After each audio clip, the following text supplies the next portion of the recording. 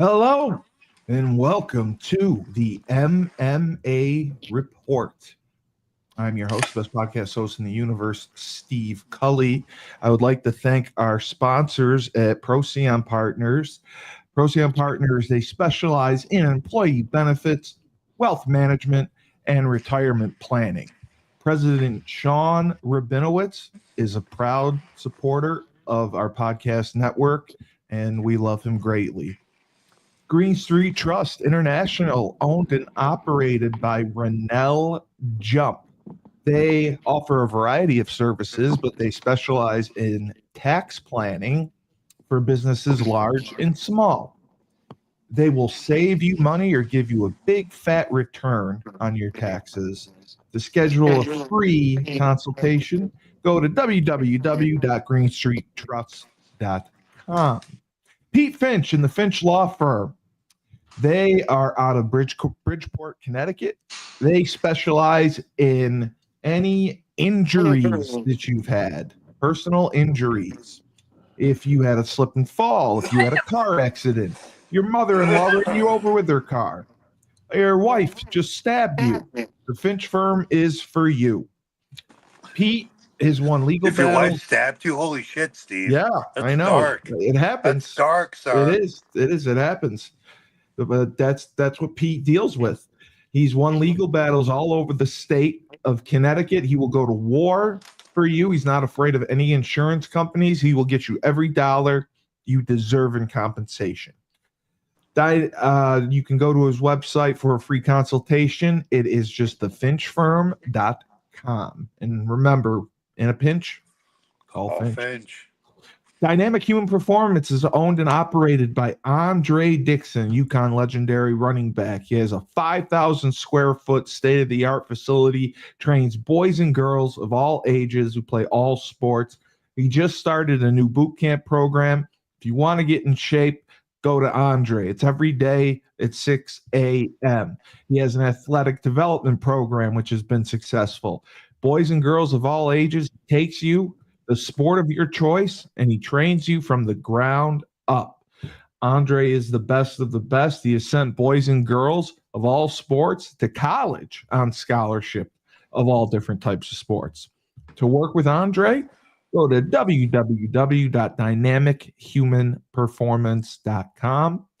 In contrast, down south, we have Julius Williams, who runs the Trench Mob, training and defensive linemen. Yes, they compete in 5-versus-5 tournaments, offensive versus defensive linemen, and there's a system and there's rounds. And the Trench Mob was undefeated this season. They are currently ranked second in the nation, and as I've stated, Julius disputes this tremendously and is appealing. And as I've also said, there is no appeal process. So I don't know what he's going to do besides complain. They're having a great week right now because it's the dead week for camp, and they're having a locked-in going on where he's doing film sessions, he is doing training sessions, and the kids are there all week long. Julius has sent kids to Florida, Florida State, Miami, Tennessee, Clemson, Georgia, Alabama, just to name a few. You want to work with the best in your alignment? He also has a program for kids out of state. You can do that as well. Just go to battleofthetrenches.com. We have a new sponsor, Luther James Insurance. Luther James Insurance by James Whitfield, owned and operated.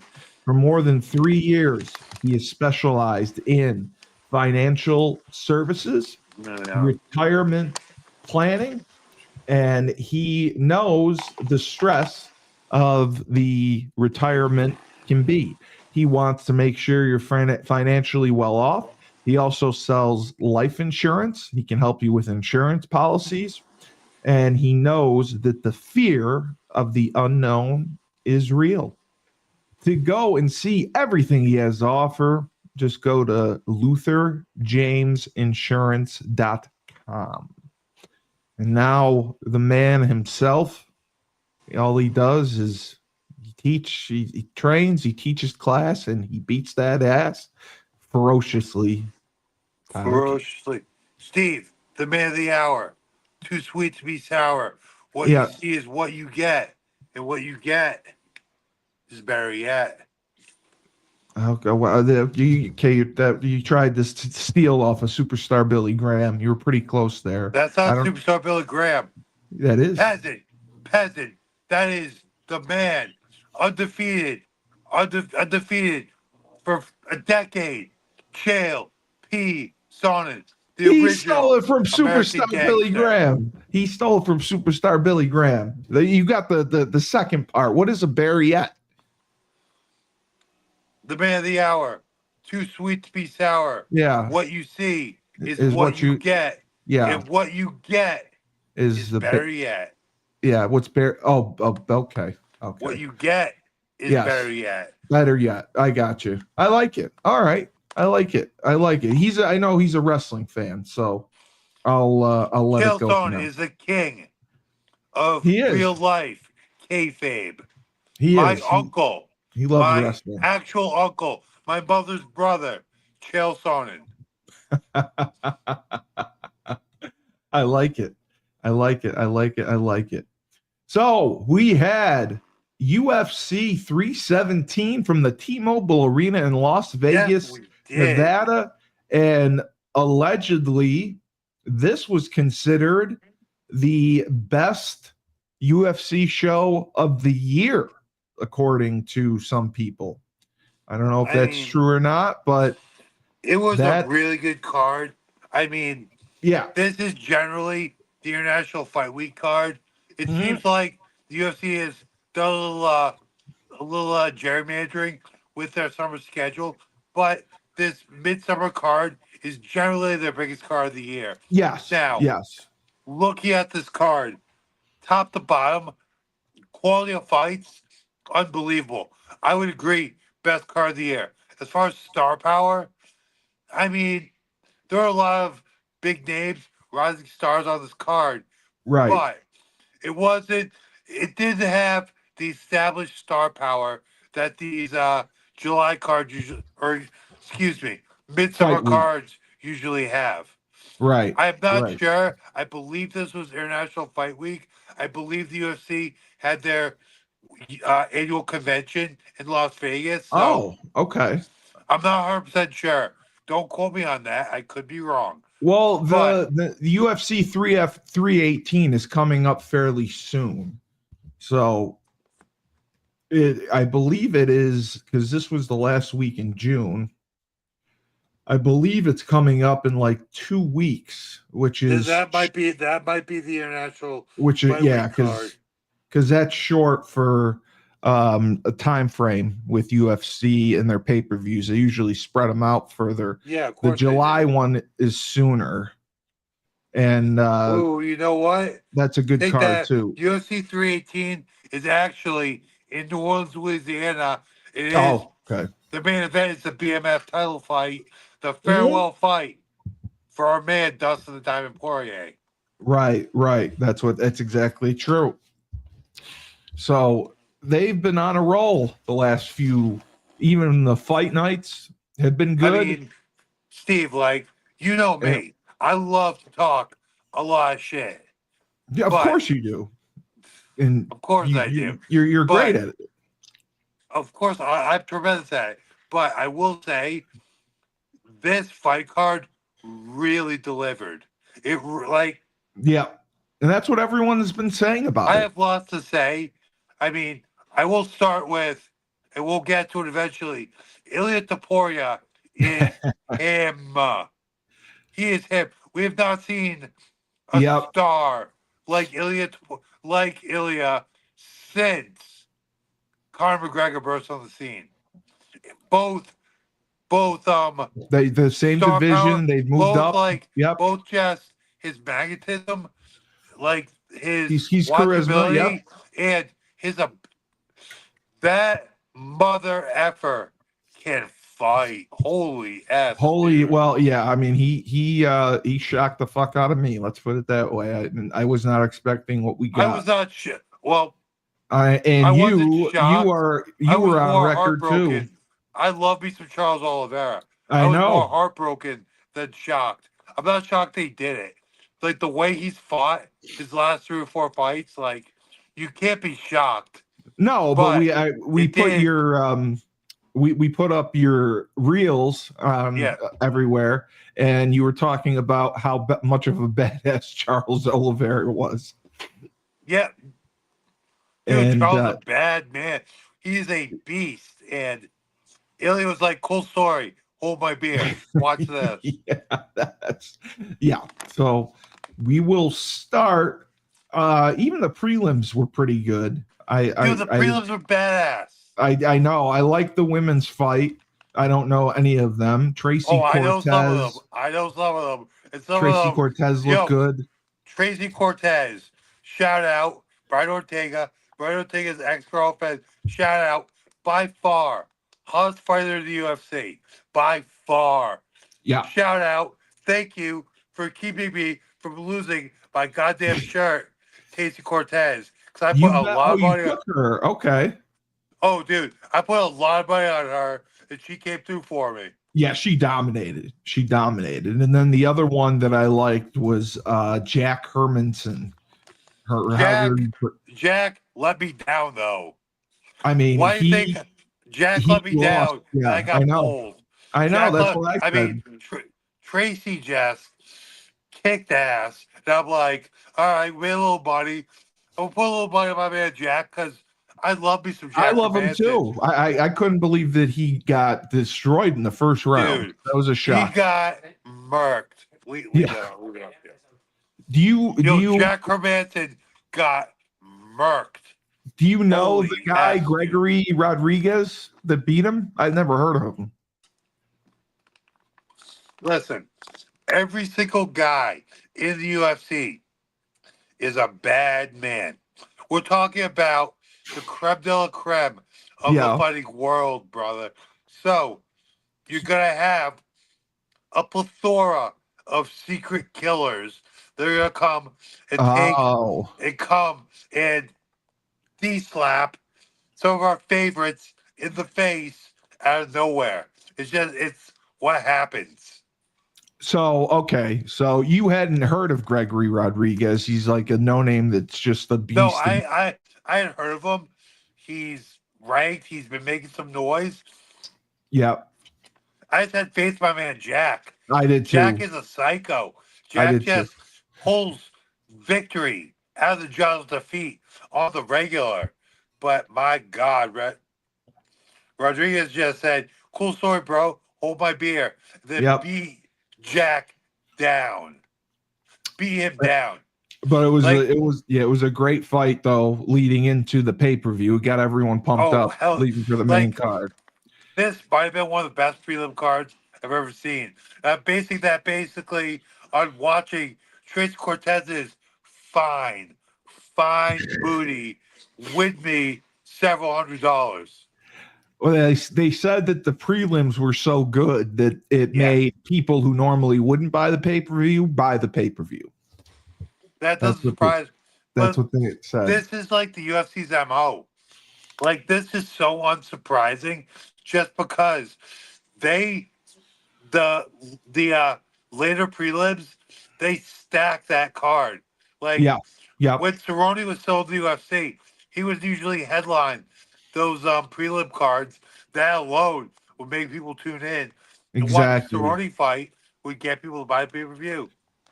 That's why, it's critical that they put some value on the prelims, and they definitely did that, and it paid off. The first fight of the pay-per-view was Peyton Talbot, who is Frank Ocean's boyfriend, who came in 9-1 and 0. And Tyler loves Peyton Talbot. Yes, I do. He has a secret lover. He's Frank Ocean's boyfriend, the first gay fighter in the UFC. Is he openly gay?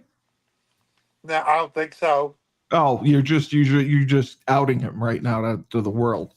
I'm not outing him. He's Everyone already been knows. outed. It's all over the internet. It's all over the internet. Listen, good for him. Listen, dude, there's lots of guys. Hey, it was Pride Month last month. He got the headline. Listen, he got there's lots of guys out there that can fight that prefer dudes over chicks. Yeah, I don't get it, but you know what? It's a reality. Yep, it's a reality. There's going to be a transgender beast coming. Who you are? Gay Pate Talbot can be gay as the day is long. But let me tell you something. That mother effer can fight. Holy shit. Well, he was the underdog coming into this against Felipe Lima. And that was one of the worst lines I'd ever seen. Yeah, and if you look at the numbers, it was not even close. He had 97 total strikes to Felipe's 37. He had 59 significant strikes to Felipe's 26. He had 48 headshots to Felipe's 17. 5 body shots. I mean, he doubled everything that Felipe did. Frank Ocean's boyfriend can effing fight. And he had that boy can fight. He had almost 5 minutes of control. Dude, I didn't know about the Frank Ocean stuff until last week. And then obviously we're on the podcast now and I'm gonna run with it. With that being said, Pate Talbot has been a dark horse in this bantamweight division. In the bantamweight division. Ever since, dude, he destroyed on Dana White's Contender Series. They came to the UFC. Yep. I believe he's undefeated in the UFC. He went for prelims to the main card. Oh, well, this is the one. Yes. Yeah, you're right. This is the one we talked about. Yeah, I mean, he's had some fights before. He's been on his one loss did come in January of this year to R. Baracos and Hani Barcelos. Oh, that one. Okay, but other than him, he's won. He had 3 in a row wins before this. 1, 2, 3, 4 in a row, including Dana White's Contender Series. Yep. He lost the decision. I don't know a whole lot about Barcelos, but coming back, put a beat down on Felipe Lima is super impressive. He did. It was a beat down, and I didn't think it. I thought that would have been one of those 30-27, 30-27 cards. Yeah. I don't know why it was voted that way. So good for him, and he's definitely going to move up. Do you see him? Close to a bantamweight shot. Oh, they're gonna throw him someone probably number 12 or 11. He'll get someone in the top 15 next. Okay. The thing about him is, other than being gay as the day is long and Frank Ocean's boyfriend, I mean, the UFC will use that. Well, yeah, of course. That's good publicity. The UFC will definitely use that. But he's got really distinct look. He looks like a warrior. He looks like a fighter. And dude, he's got so much ability. In that bantamweight division, those little guys fight till their burger. And I'm looking over here. I'm looking at his record.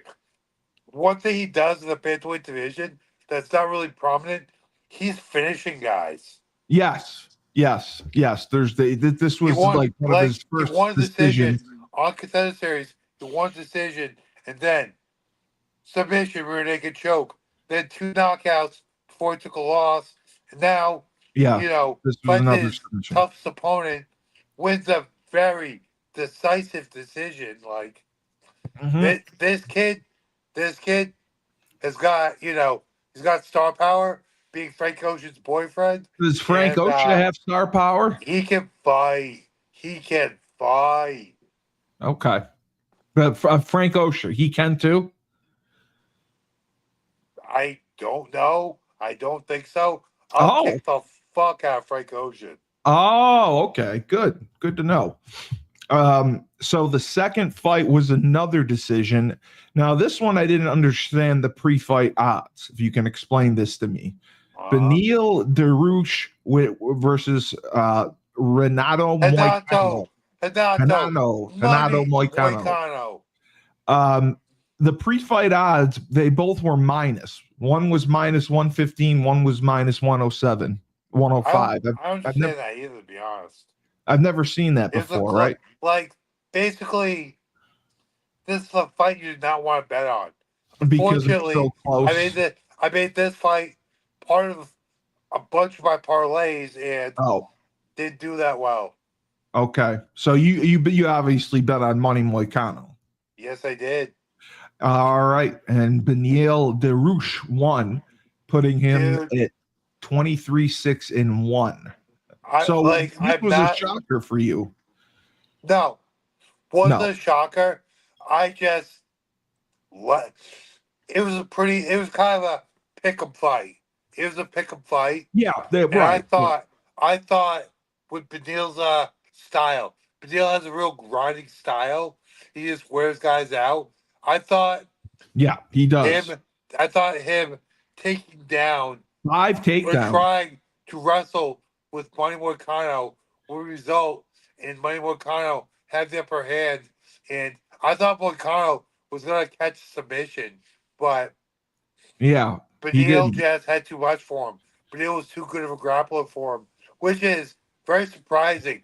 Money Moicano was a high-level grappler. That's a strength. He had nothing for Beneil. Nothing for Beneil.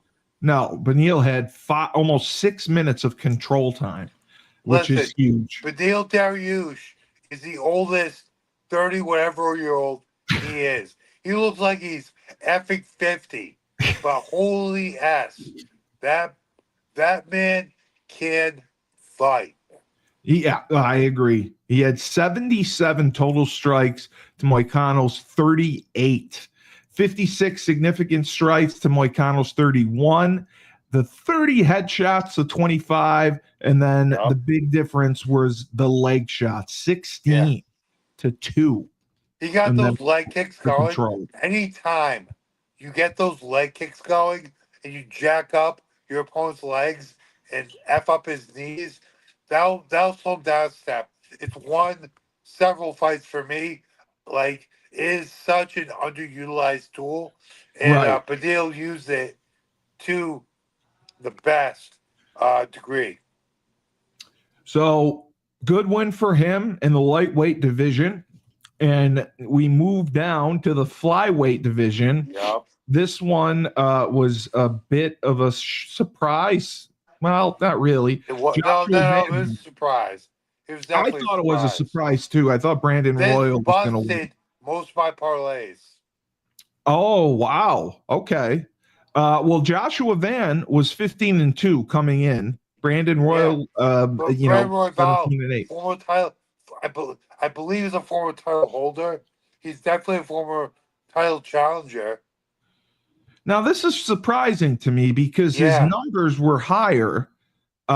He had 216 total strikes to 209, 215 significant strikes to 204, 179 headshots to 138, and he lost body shots 22 to 37 and leg shots 29 to 14, and that was it.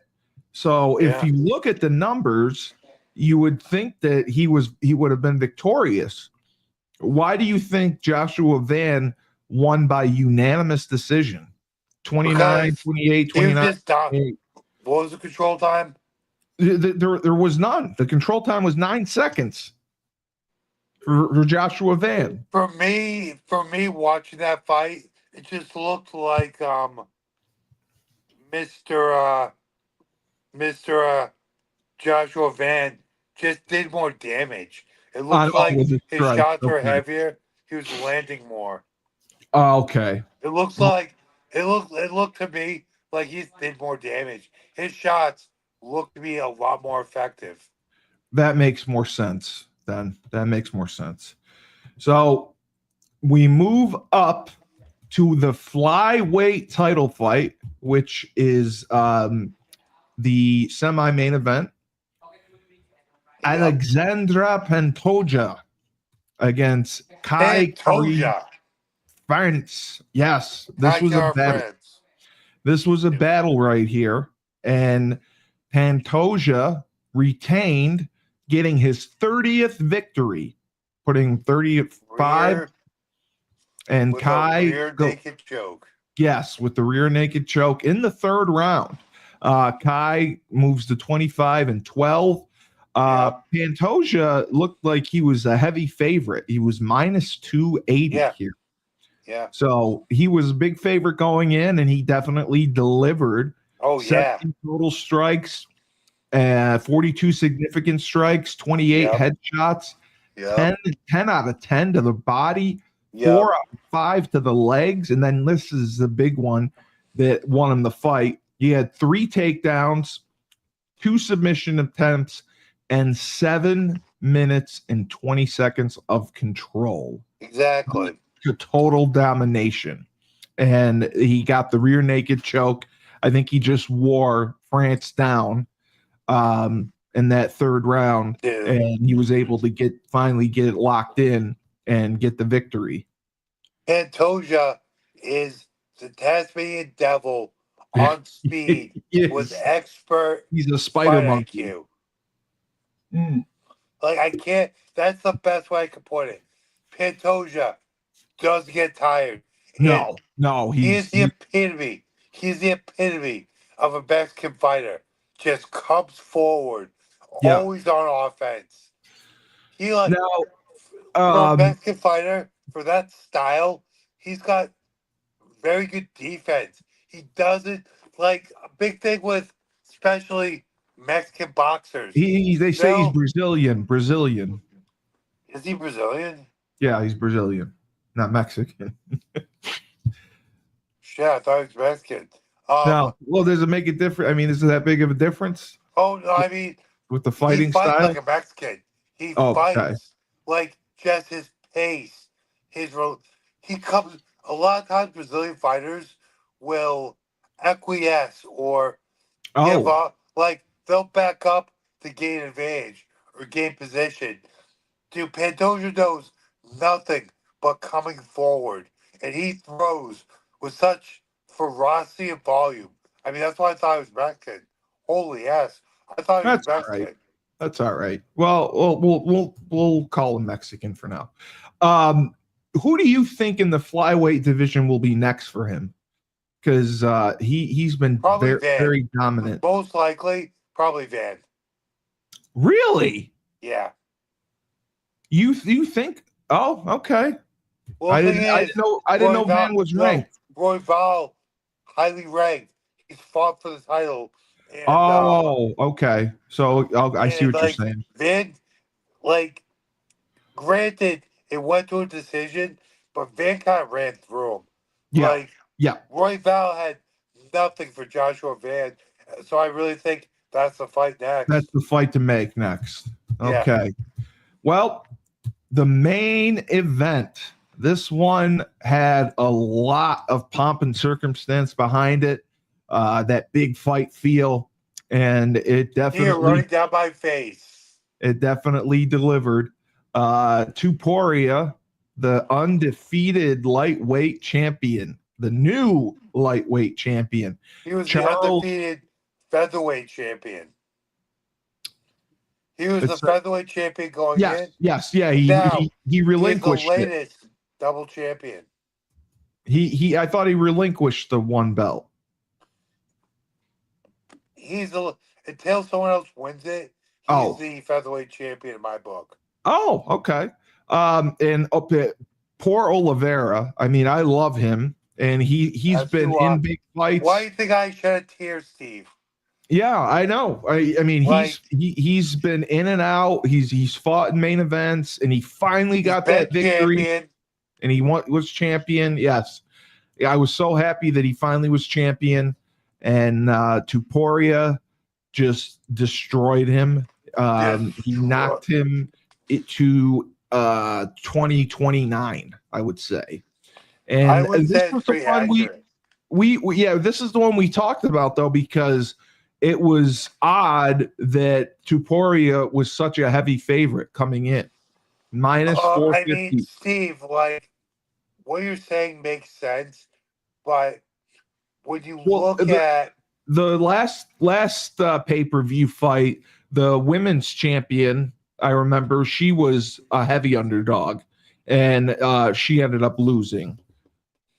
The one that had but beat Amanda Nunes. she was also fighting the next big thing in Taylor Harrison. Correct. Like, but sometimes these contenders come along and going in, they're pretty undeniable. And I've said this several times this week. First time saying it in a, form like this. We have not seen a fighter with this kind of ability and ability to live up to the hype since we saw Conor McGregor burst on the scene. Yeah. And honestly, Ilya, I feel like he's had better run than Conor.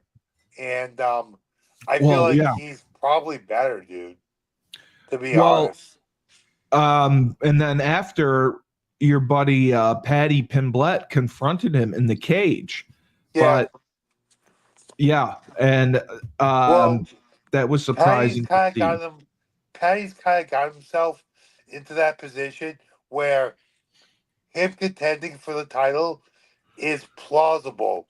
But you want to print some money, you put Paddy versus Ilya in a stadium in the UK, you want to print money, that fight. What you do. That fight will do close to, if not over, 2 million pay-per-view buys.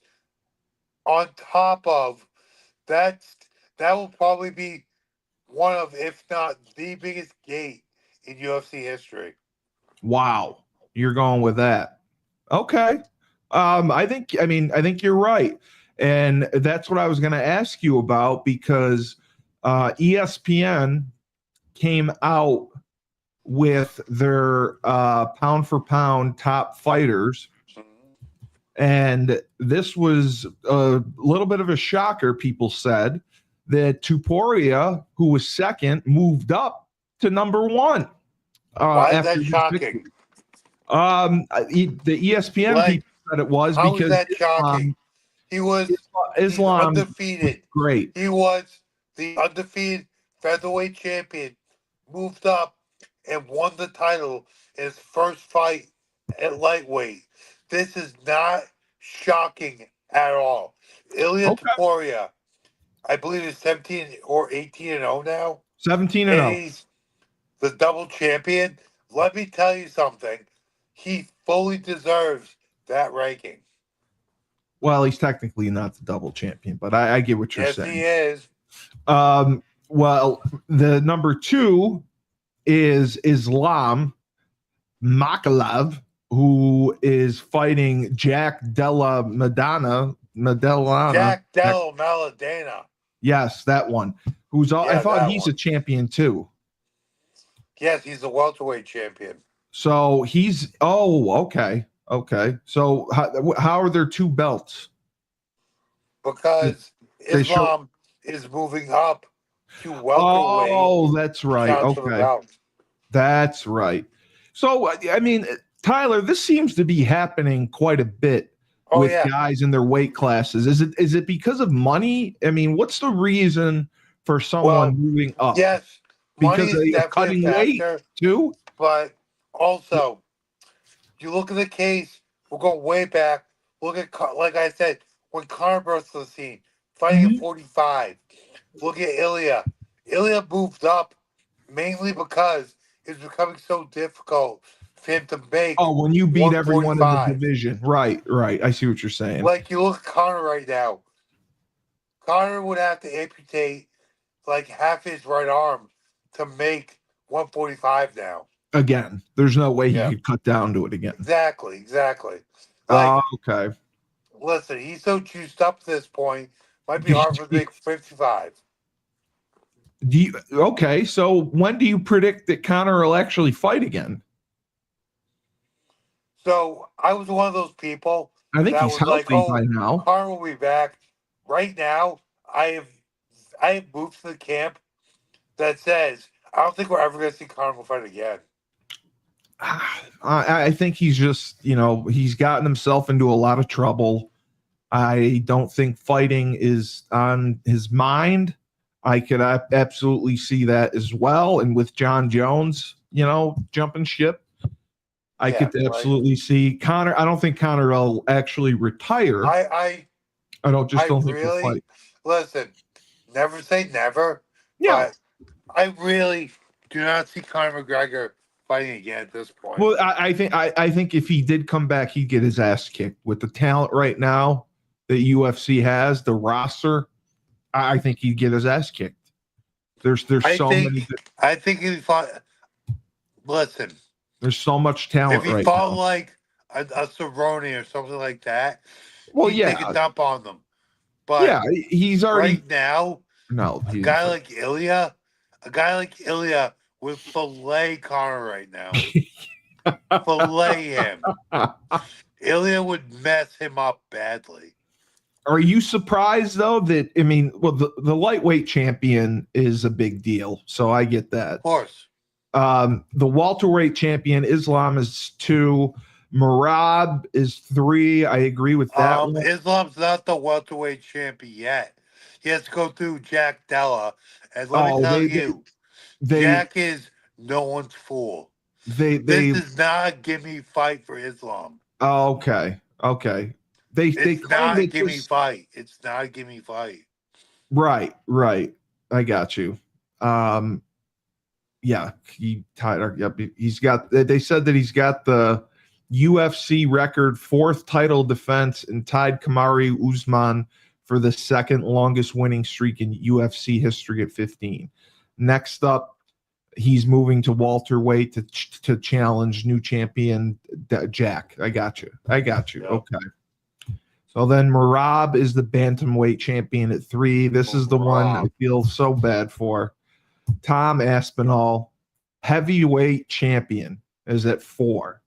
Yeah. And if you're going by the eye test, you could make a case that Aspinall is the most dynamic, skillful, talented heavyweight the sport has seen. He is dominating opponents in a way that's unmatched. No one can last a round with him. He had hoped to prove his supremacy against John Jones, but Jones opted to retire. That's fair. So Aspinall, exactly what happened. I know, but I feel for the guy. He hasn't fought in a year. He was waiting. So who do you think? Don't whip Tom Aspinall. At the end of the day, he's still a rich man. And no, I know. The UFC definitely threw a little money his way. They made it worth his while to hang out for a little while. No, they did. So what's the fight to make for Aspinall? Anyway, I'd love to see Derek Lewis go against him, but I know that's not. I tell you what, I would love to see that too. But I love Derek Lewis. I mean, honestly, without Jones, without Stipe, there's nobody in that division. I mean, I wouldn't say nobody. There's just no one compelling, really. No. You know what I'm saying? No, there isn't. There's no name fighter that's compelling. I completely agree with you. The other one, so Magomed Ankalaev. He's biggest Fugazi champion in the UFC. He's 22-1.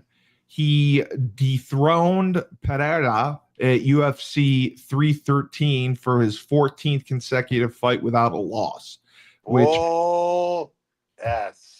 He hasn't lost in UFC since his day. I mean, he debuted in 2018 and he hasn't lost in 14 fights. Wow. I would have ranked him probably a little higher than he's 21 and 1 Dude, no. Ankalaev, watching Ankalaev fight is like watching paint dry. He's not that fun to watch fight. So this is the other one that I disagree with the standing. He's ranked 8th, and that's Alex Pereira. And I love him. I absolutely love him. And he lost the belt. So he's still ranked ahead of some champions. He's 12-3. He doesn't have a fight scheduled next. What do you do with him after he lost by decision to Ankalaev? I would say he is very deserving of an immediate rematch. You would give him a rematch? Okay. Yeah, 100%. Okay. And then the last two, Jack is there. He's at 9th at 18-2. Yeah. And he's fighting Islam. Yep. That's coming up, I believe, in August. Yes, sir. And then this one, I mean, not surprising, but surprising. Alexander Volkanovski. I like him. He's 24. I love Beast Volk. They say he's the featherweight champion. He is the featherweight champion. Okay. Yes, he is. And he's older too. He's 36. Yeah. So, but he's continued to really prove people wrong. Yeah. He recaptured the featherweight belt at UFC 314. So that was a big upset. And a hell of a fight. Yeah. He beat down Mexican Joe Dirt. Right. And oh my God, you are correct about Pantoja. They say that his next fight is going to be against Joshua Van. You Steve, called that one. Why am I the expert? I know, that's why you're the expert. So that looks like that'll be the next fight. Okay. Yeah. All right. Well, Tyler King, phenomenal job. Good insight, good breakdown of the card. I love it. Anything coming up for you for the 4th of July? You have any nice plans? Not family. Yeah. Continue to train. Yeah. Teach class. And beat that ass. That's what you're going to do. We're getting ready for September, baby. All right. Well, we got Ned Von Young, Fresh Fold Laundry Company in Chapel Hill, North Carolina. High-end laundry service. Now they pick up your clothes. You can book online. They pick your clothes up, wash, dry, and fold them at Land Speed Records. And then it's all ready for you. They also offer an online subscription service, weekly or bi-weekly. Yep. And they have deals for college students. Go to freshfold-laundry.com. Yep. And again, for the expert analysis, Tyler King, he just trains, he teaches class, and he beats that ass even on the 4th of July. I'm Steve baby. The best podcast host in the universe. This has been the MMA Report. Remember, when life gives you lemons, don't make lemonade. Take 2 oranges, throw them right back in the